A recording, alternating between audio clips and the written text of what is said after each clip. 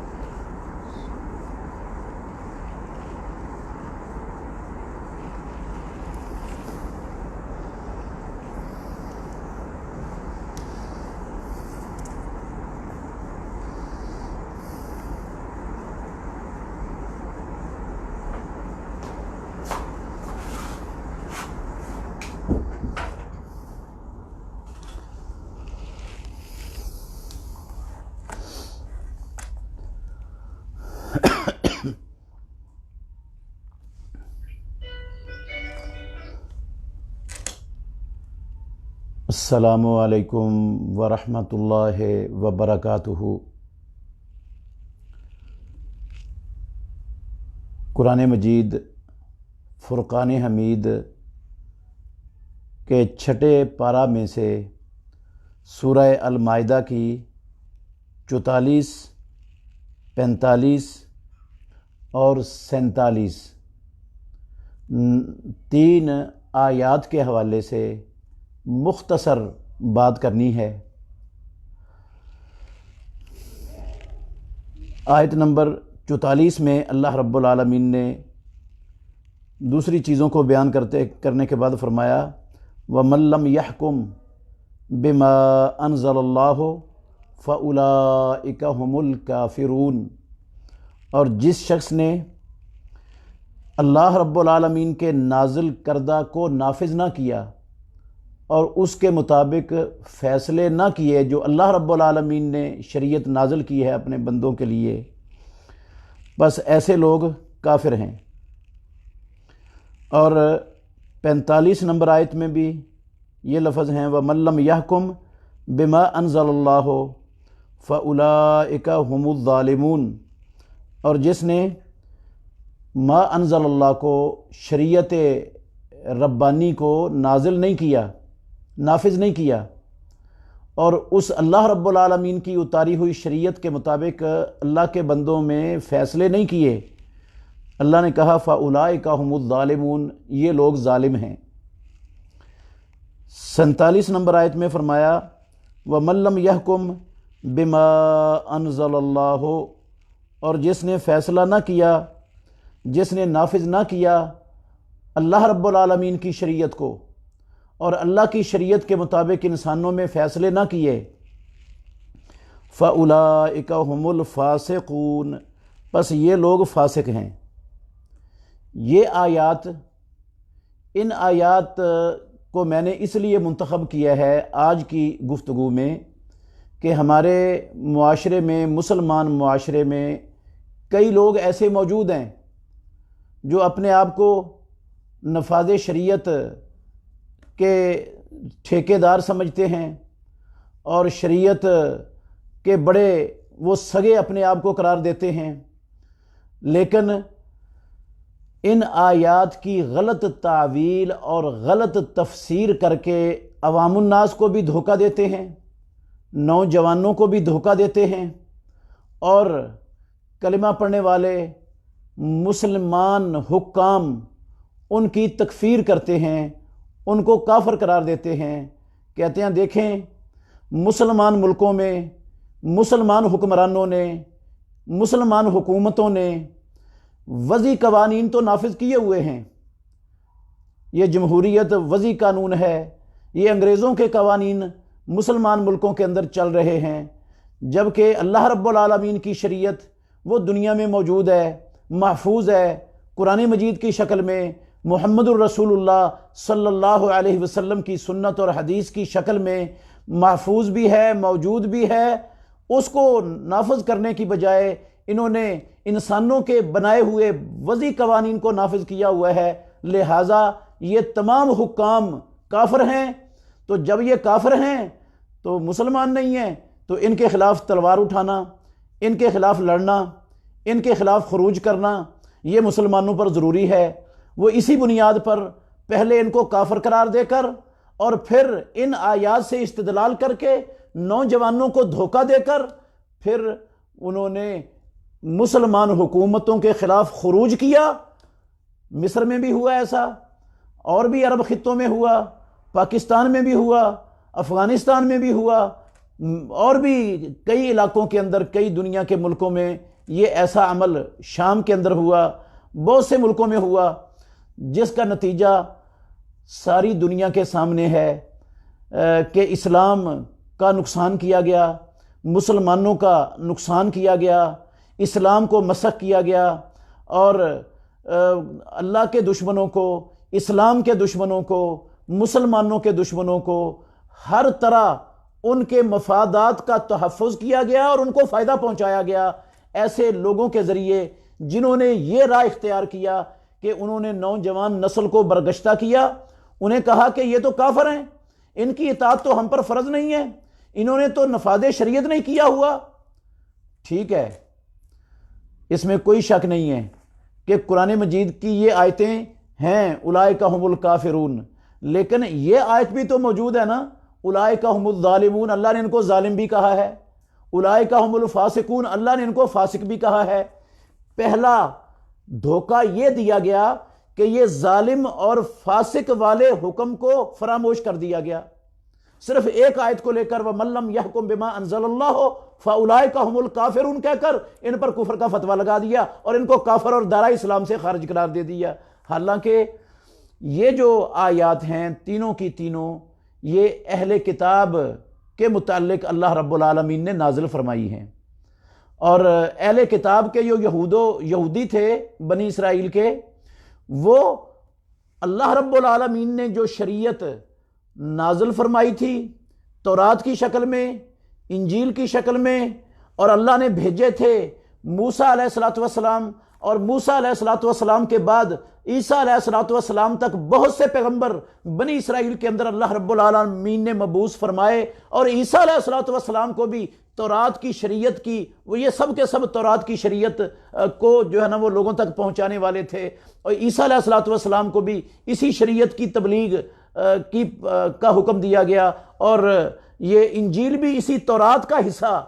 بنایا گیا۔ تو یہودیوں نے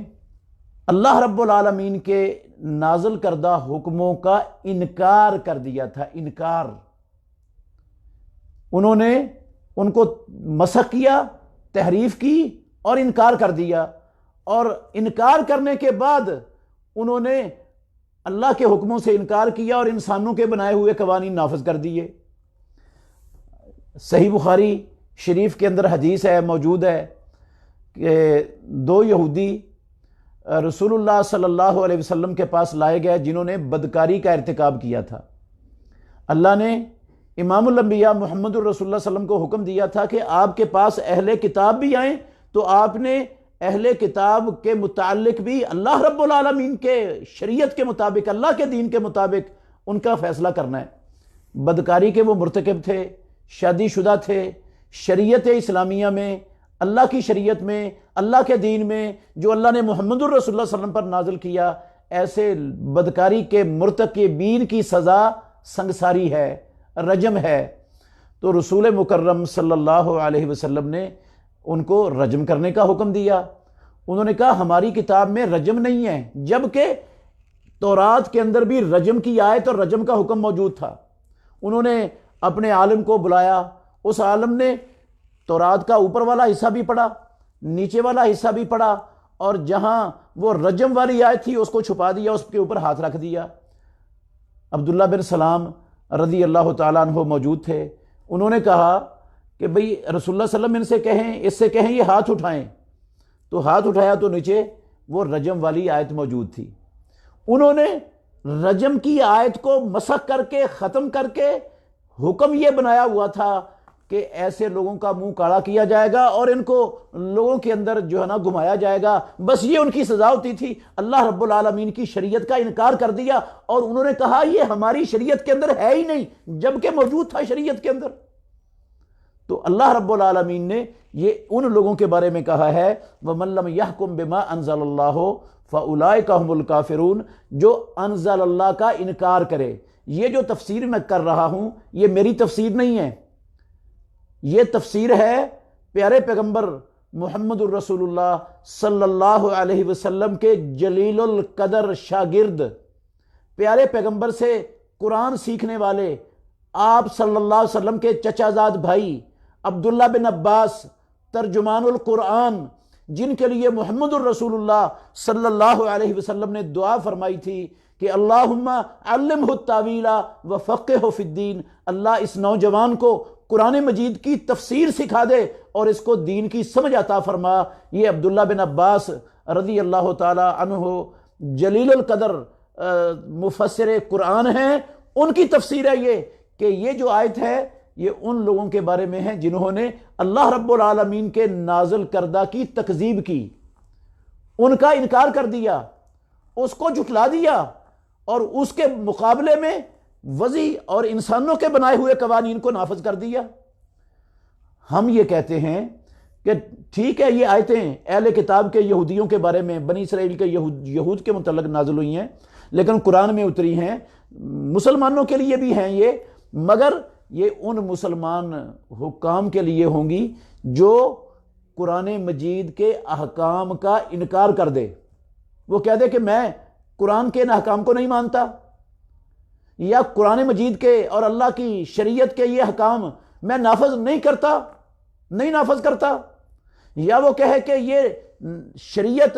اس دور میں، اس زمانے میں یہ نفاذ کے قابل ہے ہی نہیں، اس کے اندر صلاحیت ہی نہیں کہ یہ لوگوں کے مسائل سلجھا سکے، لوگوں کو عدل اور انصاف فراہم کر سکے، میں اس کو نافذ نہیں کرتا۔ اگر کوئی ایسا مسلمان حکمران ہو جو اس طرح انکار کرے کہ نہیں نافذ کرتا، اس کے مطابق عدل و انصاف لوگوں کو فراہم نہیں کیا جا سکتا، یہ اس دور کے مناسب نہیں ہے، اس کے اندر عدل و انصاف کے تقاضے پورے نہیں ہوتے اس کو نافذ کرنے سے، اگر کوئی یہ عقیدہ رکھ کے اس کے مقابلے میں کہے کہ جو انسانوں کے بنائے ہوئے وضعی قوانین ہیں وہ اس سے شریعت سے زیادہ بہتر ہیں، تو یہ کفر کا ارتکاب کر رہا ہے۔ یہ حکمران کفر کا ارتکاب اس نے ضرور کیا ہے، لیکن اس پر کفر کا فتویٰ، کفر کا حکم، اس کو دائرہ اسلام سے خارج قرار دینا، یہ اس وقت تک ممکن نہیں ہے جب تک اس پر اتمام حجت نہیں کر دی جاتی، جب تک اتمام حجت نہیں کر دی جاتی، اس کے شبہات کا ازالہ نہیں کر دیا جاتا، جب تک کسی کلمہ پڑھنے والے کو کافر قرار دینے کی جو وجوہات ہیں وہ ثابت نہیں ہو جاتی، جو موانع ہیں وہ ختم نہیں ہو جاتے، اس وقت تک ایسے کلمہ پڑھنے والے حاکم حکمران پر بھی کفر کا حکم نہیں لگایا جا سکتا، کفر کا فتویٰ نہیں لگایا جا سکتا، اس کو کافر قرار نہیں دیا جا سکتا، جب تک یہ چیزیں جو ہے نا اتمام حجت کے طور پر اس کے سامنے پوری نہیں کر دی جاتی۔ کفر کا ارتکاب کیا ہے ایسے بندے نے، لیکن کفر کا حکم لگا، کفر کا ارتکاب کرنا اور ہوتا ہے، کسی کو کافر قرار دینا، اسلام سے خارج کرنا اور اس کے خلاف خروج کرنا، یہ حکم اور ہے، یہ الگ چیز ہے، یہ دونوں ایک چیزیں نہیں ہیں۔ اور اگر ایک مسلمان حکمران ہے، وہ اللہ رب العالمین کی شریعت کے نفاذ کا انکار نہیں کرتا، وہ اس کو گھٹیا بھی نہیں سمجھتا، اس کو حقیر بھی نہیں سمجھتا، اس کو موجودہ دور کے تقاضوں کے منافی بھی نہیں سمجھتا، اور یہ سمجھتا ہے کہ نفاذ شریعت اللہ کی زمین پر اللہ کے بندوں پر فرض ہے، اور شریعت کے مطابق انسانوں کے فیصلے کرنے یہ ضروری ہیں، یہ لازم ہے، واجب ہیں، اور یہ سمجھتا ہے کہ شریعت جو ہے نا یہ دنیا کے تمام بنائے ہوئے قوانین سے سب سے زیادہ بہتر افضل طریقہ ہے دنیا میں عدل و انصاف کے قیام کا، لوگوں کے حقوق کے تحفظ کا سب سے بڑا رستہ شریعت ہے، وہ یہ سمجھتا ہے، لیکن کچھ مجبوریوں کی بنا پر وہ اس کا نفاذ نہیں کرتا، دشمن کے خوف کی بنا پر، دنیا کے عالمی گماشتوں کے پریشر کی بنا پر وہ اس کا نفاذ نہیں کرتا، یا وہ اپنے نفس کی خواہشات کی رو میں بہہ جاتا ہے، یا شیطان کے بہکاوے میں آ جاتا ہے، یا مال و دولت اس کی رغبت کی وجہ سے، مال و دولت کی رغبت کی وجہ سے وہ اس کا نفاذ نہیں کرتا۔ یہ بندہ جب یہ عقیدہ رکھتا ہے کہ یہ سچ ہے، یہ حق ہے، اور یہ نافذ کرنا فرض ہے، اور اس کے مطابق فیصلے کرنے ضروری ہیں، اور یہ دنیا کے سارے قوانین سے سب سے افضل اور بہتر ہے، وہ یہ عقیدہ رکھتا ہے، لیکن کچھ مجبوریوں اور کچھ چیزوں کی وجہ سے وہ شریعت کا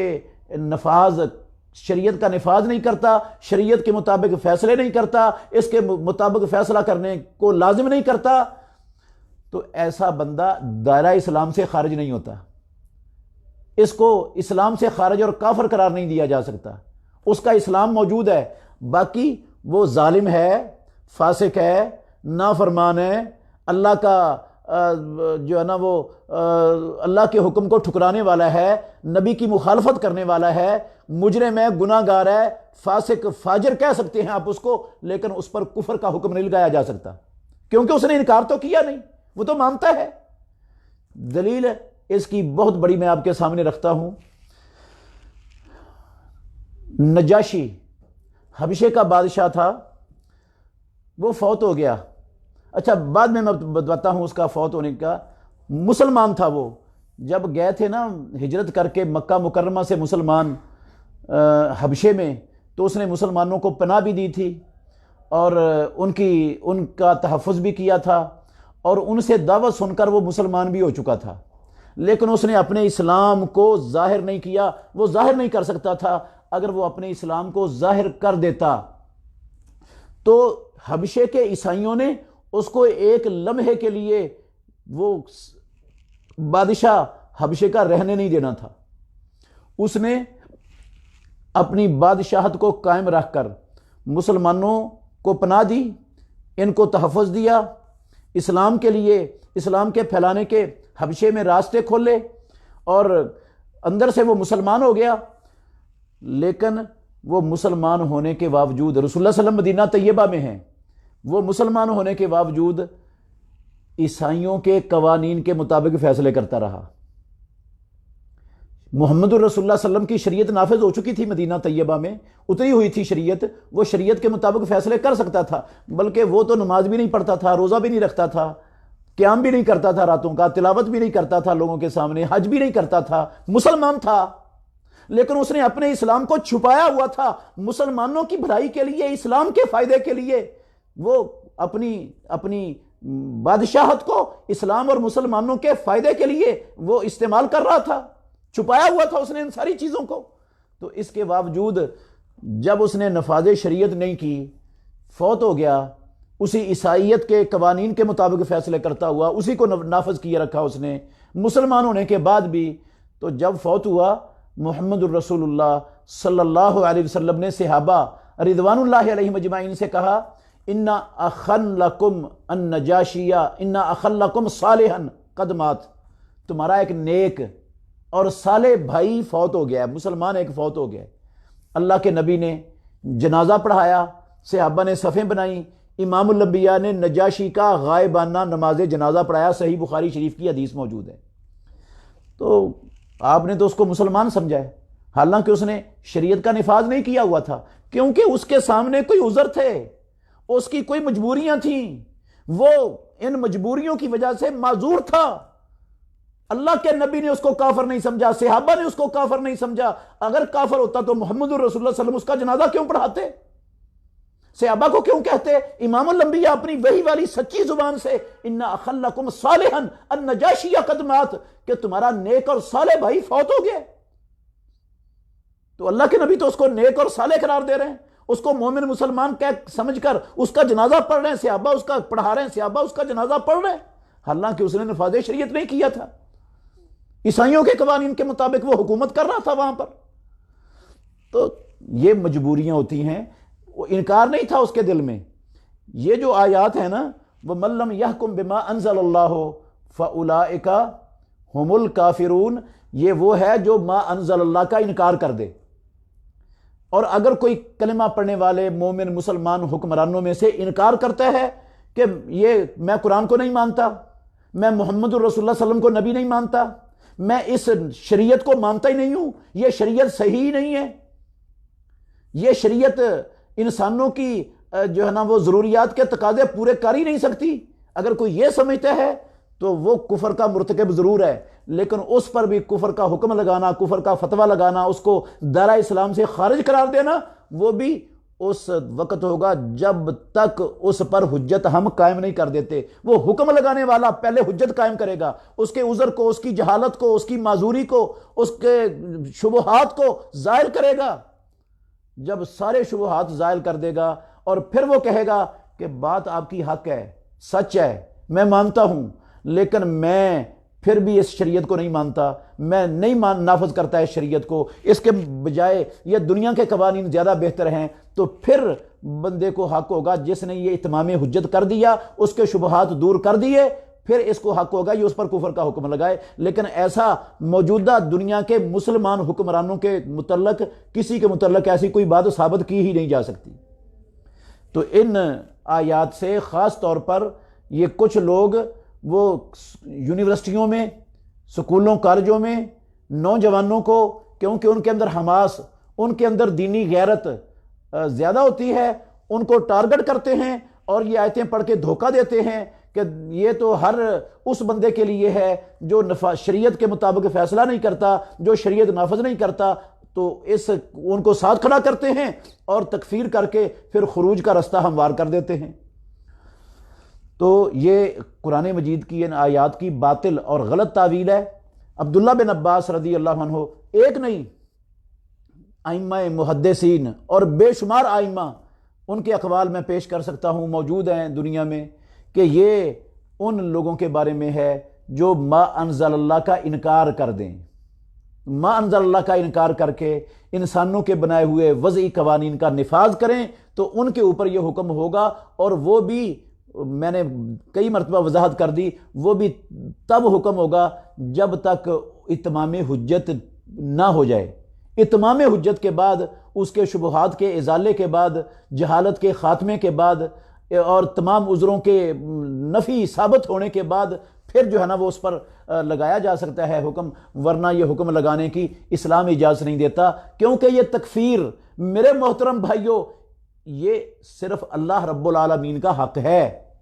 یہ بات اچھی طرح ذہن نشین کر لینا، ان لوگوں کے دھوکے میں نہ آنا جو نفاذ شریعت کا نام لے کر مسلم حکام کے خلاف نوجوانوں کو بھڑکاتے ہیں، خروج کرواتے ہیں اور فتنہ فساد برپا کرتے ہیں، اسلام کو بدنام کرتے ہیں اور کفار کے مفادات کا تحفظ کرتے ہیں۔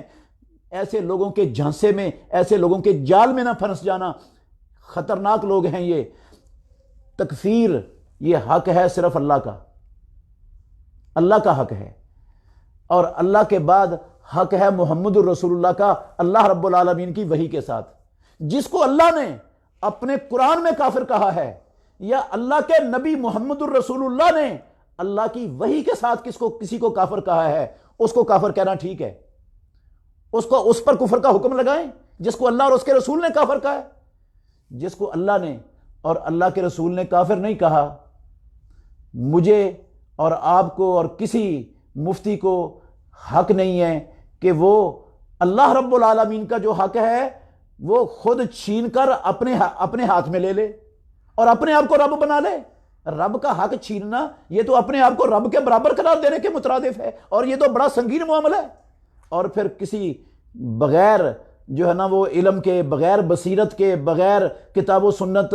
کے، اسلاف کے ذہنوں کے مطابق سمجھنے کے جب تکفیر کریں گے نا کسی کلمہ پڑھنے والے کی، تو اگر وہ کافر نہیں ہے تو یہ تکفیر کرنے والا خود کافر ہو جائے گا۔ امام الانبیاء محمد الرسول اللہ صلی اللہ علیہ وسلم کا فرمان ہے، من قال لاخیہ یا کافر فقد باء بہ احدہما، ایک کافر ضرور ہو جائے گا ان میں سے۔ تو ان آیات سے یہ استدلال کر کے کلمہ پڑھنے والے مسلم حکام پر کفر کا فتویٰ لگانا، ان کی تکفیر کرنا، یہ تحریف ہے قرآن مجید کی، یہ باطل تعویل ہے اس کی۔ ان باطل تعویل کرنے والے، جاہل اور تحریف کرنے والے قرآن کی، ان کے مغالطوں سے ہر مسلمان کو بچنا ضروری ہے۔ یہ آیات ان کے لیے ہیں جو انکار کر دے ما انزل اللہ کا، انکار کے بغیر، اس کی تحقیر کے بغیر کسی پر یہ آیت کو فٹ نہیں کیا جا سکتا۔ اللہ ہمیں سمجھنے کی اور عمل کرنے کی توفیق عطا فرمائے۔ قادیانی کے متعلق جو کیا ہے، اقلیت کیا ہے، کیا لکھا ہے وہ سوال بتا۔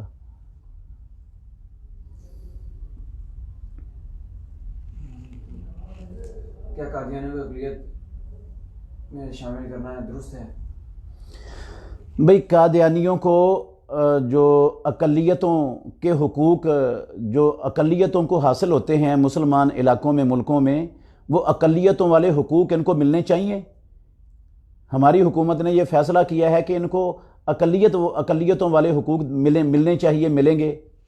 سب سے پہلی بات تو یہ ہے کہ پاکستان کے اندر مسلمانوں کا ملک ہے، اسلام کے نام پر بنا ہے، اس میں جو حقوق ہیں اقلیت کے، وہ ان اقلیت کے والوں کو ملیں گے جو پاکستان کے آئین کو تسلیم کرتے ہیں۔ حق ان کا ہے۔ جنہوں نے پاکستان کے آئین کو تسلیم ہی نہیں کیا، وہ جو قانون بنا ہے پاکستان کے آئین کا حصہ بنا ہے، جس کو پاکستان کی پارلیمنٹ نے پاس کیا ہے کہ یہ قادیانی کافر ہیں، قادیانیوں نے آج تک اس قانون کو تسلیم ہی نہیں کیا۔ یہ تو آئین پاکستان کو ہی نہیں مانتے، جو آئین پاکستان کو ماننے کے لیے تیار نہیں ہیں، اگر یہ آئین پاکستان کو مانیں اور یہ تسلیم کر لیں کہ ہم کافر ہیں، جو قانون پاکستان کی پارلیمنٹ نے پاس کیا ہے، علماء نے پاس کیا ہے، وہ ذوالفقار علی بھٹو اس کے دور میں جو قانون بن چکا ہے، ہم اس کو تسلیم کرتے ہیں، ہم کافر ہیں اور کافر اقلیت ہیں، یہ قانون، یہ پاکستان کا دستور بالکل صحیح ہے، ہم اس کا اقرار کرتے ہیں، تو پھر اگر یہ اقرار کریں تو پھر ان کو اقلیت والے حقوق ملنے چاہیے، لیکن یہ بھی پاکستان کے آئین کے تحت ملنے چاہیے۔ ویسے جو قادیانی ہے نا، قادیانی، یہ بات اچھی طرح میرے مسلمان بھائیوں ہمیں سمجھ لینی چاہیے، قادیانی مرتد ہیں، اور اسلام کے اندر شریعت محمدی میں جو مرتد ہوتا ہے اس کی سزا واجب القتل ہے۔ رسول اللہ صلی اللہ علیہ وسلم نے 2 صحابہ کو یمن کے گورنر بنا کر بھیجا تھا، ایک علاقے کا گورنر حضرت معاذ بن جبل اور دوسرے کے گورنر ابو موسیٰ اشعری رضی اللہ عنہ تھے۔ تو حضرت ابو موسیٰ اشعری رضی اللہ عنہ کے علاقے کے قریب گئے معاذ بن جبل رضی اللہ عنہ،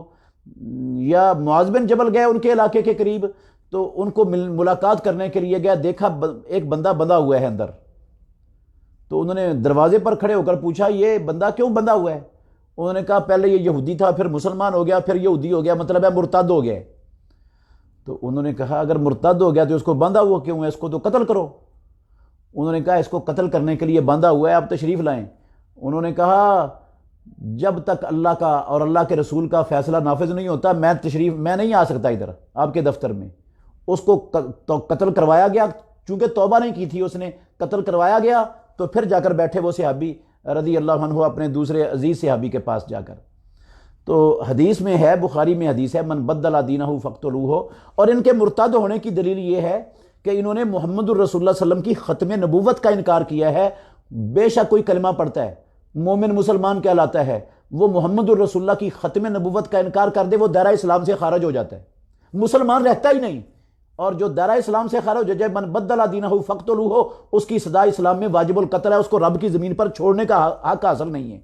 ہندو اللہ کی زمین پر جینے کا حق رکھتا ہے، عیسائی جینے کا حق رکھتا ہے، یہودی جینے کا حق رکھتا ہے، کمیونسٹ، بدھ مت، سارے کافر اللہ کی زمین پر جینے کا حق رکھتے ہیں اپنے اپنے دینوں پر رہ کر، لیکن مرتد کو اللہ کی زمین پر جینے کا حق نہیں دیتا اسلام۔ اس کا حکم گردن زدنی ہے، توبہ کروائی جائے گی اس سے، مرتد سے توبہ کر لے تو ٹھیک ہے، ورنہ اس کی گردن اڑانا مسلمان حکمرانوں پر فرض ہے۔ تو یہ قادیانی مرتد ہیں، یہ یہودیوں، عیسائیوں، ہندوؤں، سکھوں، کمیونسٹوں، بدھ متوں جیسے کافر نہیں، یہ مرتد ان کافروں سے بھی بدتر ہوتا ہے۔ تو ان کو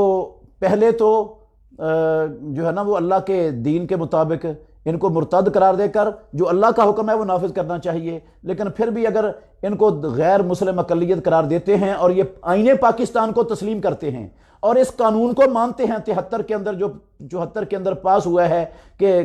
ہم کافر ہیں، اس کا اقرار کرتے ہیں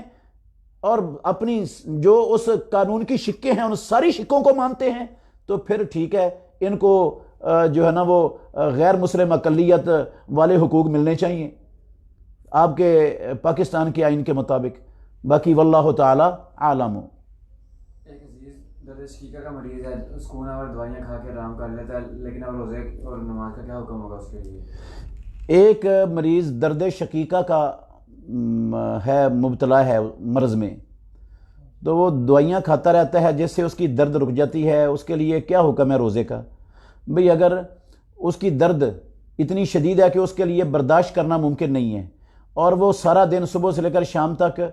وہ نہیں برداشت کر سکتا اس درد کو اور گولی اس کو کھانی پڑتی ہے، تو پھر روزہ چھوڑ دے۔ اگر سارا سال ہی سردیوں میں گرمیوں میں ہمیشہ اس کی یہی کیفیت رہتی ہے تو وہ فدیہ دے دے گا، اپنے ایک روزے کے بدلے میں ایک مسکین کا کھانا اس کا فدیہ دے دے گا۔ اور اگر وہ سال کے کسی دنوں میں تندرست ہو جاتا ہے، وہاں اس کو درد نہیں ہوتی، تو ان دنوں میں وہ روزوں کی قضائی دے دے گا۔ البتہ نماز جب تک عقل اور ہوش و حواس کام کر رہے ہیں، نماز کی چھٹی نہیں ہے، معافی نہیں ہے، نماز پڑھنی ہی پڑھنی ہے۔ نماز کے دوران نماز میں کیڑا وغیرہ کوئی آ جائے تو اس کو مار سکتے ہیں؟ نماز میں جائے نماز پر کیڑا وغیرہ آ جائے تو اس کو مارا جا سکتا ہے۔ بھئی اگر سانپ آ جائے یا بچھو وغیرہ آ جائے جو زہریلا کاٹنے والا ہے کیڑا مکوڑا تو اس کو قتل کیا جا سکتا ہے۔ البتہ یہ چھوٹے موٹے جو ہوتے ہیں جو زہریلے نہیں ہوتے، جس سے جو کاٹ بھی لے انسان کو، تو یہ کیڑیاں وغیرہ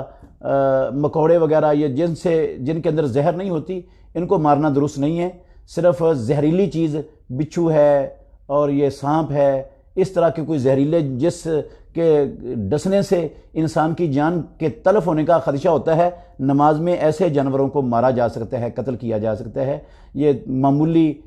جو ہے نا جانور جن کی زہر نہیں ہے اور وہ زیادہ نقصان نہیں کرتے انسان کا، ان کو نہیں مارنا درست نماز میں۔ اپنی نماز کی طرف دھیان رکھیں۔ موبائل پر لوڈو کھیلنا کیسے ہے؟ بھئی لوڈو کھیلنا نہ موبائل پر ٹھیک ہے، نہ موبائل کے بغیر ٹھیک ہے۔ یہ وقت کا ضیاع ہے۔ مومن اور مسلمان کا وقت بڑا قیمتی ہے، بڑا تھوڑا وقت ہے ہمارے پاس۔ اللہ نے ہمیں یہ زندگی عزیز بھائیوں جو دی ہے، یہ اپنی ہمیشہ والی زندگی، اخروی زندگی سنوارنے کے لیے دی ہوئی ہے۔ تو کھیلیں جن کی اسلام کے اندر گنجائش ہے، ان پر اکتفا کرنا چاہیے مسلمانوں کو۔ وہ دوڑ ہے، تیراکی ہے، نیزہ بازی ہے، گھڑ سواری ہے، کشتی ہے، ایسی کھیلیں جو انسان کے جسم کو توانا مضبوط رکھتی ہیں، حشاش بشاش رکھتی ہیں، اور جو انسان کو ذہنی طور پر جو ہے نا وہ مضبوط کرتی ہیں اور اس کے ذہن کو تیز کرتی ہیں اور جلا بخشتی ہیں۔ ایسی چیزیں جو ہے نا ایسی کھیلیں، ان کی تو گنجائش ہے اسلام میں۔ تو یہ جو لوڈو ہے یا دوسری جو موبائل کی گیمیں ہیں، ان سے نہ کوئی ذہنی تشہیز ہوتی ہے، نہ کوئی ذہنی تقویت ملتی ہے، نہ کوئی جسمانی فائدہ ہوتا ہے۔ یہ صرف وقت کا ضیاع ہے۔ اس وقت کے ضیاع سے بہتر ہے کہ بندہ قرآن مجید کو ترجمے سے پڑھے، رسول اللہ صلی اللہ علیہ وسلم کی احادیث کا مطالعہ کرے، آپ کی سیرت کا مطالعہ کرے، صحابیات کی سیرت کا مطالعہ کرے، دین کے احکام سیکھے اور لوگوں کے نفع کے لیے کام کرے، لوگوں کی بھلائی کے لیے، ہمدردی کے لیے، خیر خواہی کے لیے، یتیموں مسکینوں ان کا مدد اور تعاون کرے، کمزوروں کی مدد کرے، مظلوموں کی مدد کرے۔ یہ کام کرے نا، اس کے اس کو دنیا میں بھی آخرت میں بھی فوائد ملیں گے، اور اس کا کچھ فائدہ نہیں ملے گا، نہ دنیا میں فائدہ نہ آخرت میں فائدہ۔ یہ وقت کا ضیاع ہے اور مسلمان اپنے وقت کو ضائع نہیں کرتا۔ یہ پروگرام چلانے والے عبید الرحمن، وہ اس کی طبیعت آج درست ٹھیک نہیں ہے، جس کی وجہ سے ہم نے یہ پروگرام مختصر کیا ہے۔ تو اللہ تعالیٰ اس کو شفائے کاملہ عاجلہ عطا فرمائے۔ سب بھائیوں سے گزارش ہے وہ اس کے لیے دعا کریں۔ اللہ تعالیٰ ہم نے جو سنا ہے سنایا ہے، سب کو اس پر عمل کرنے کی توفیق عطا فرمائے۔ آخر دعوانا الحمدللہ رب العالمین۔